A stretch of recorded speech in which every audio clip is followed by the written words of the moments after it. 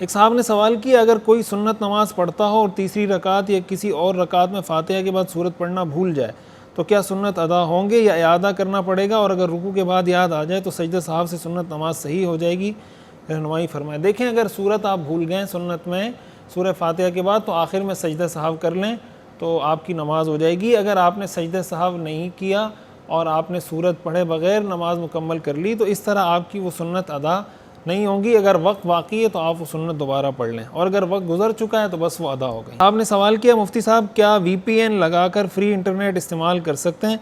हमारे यहाँ एक VPN चल रहा है, इसमें फ़ाइल इंपोर्ट करनी पड़ती है, फिर वो फ्री चलता है। देखें, आप जब फ्री इंटरनेट इस्तेमाल कर रहे होते हैं ना तो वो अल्टीमेटली कोई उसको पे कर रहा होता है।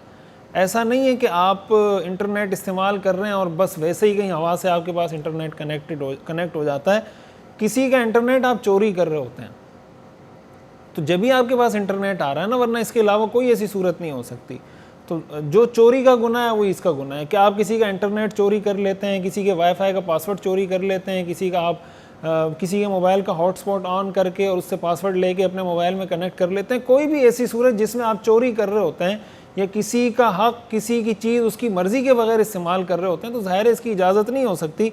इसी तरह आप जब VPN के ज़रिए इंटरनेट इस्तेमाल कर रहे होते हैं तो आप किसी और का इंटरनेट इस्तेमाल कर रहे होते हैं और उसकी इजाज़त के बगैर इस्तेमाल कर रहे होते हैं, और उसको इल्म भी नहीं होता, और बाज़ औक़ात वो परेशान भी हो रहा होगा कि भाई पता नहीं मेरा नेट कहाँ चला जाता है, ये पैकेज करवाता हूँ वो ख़त्म हो जाता है। ये बिल्कुल भी जायज़ नहीं है।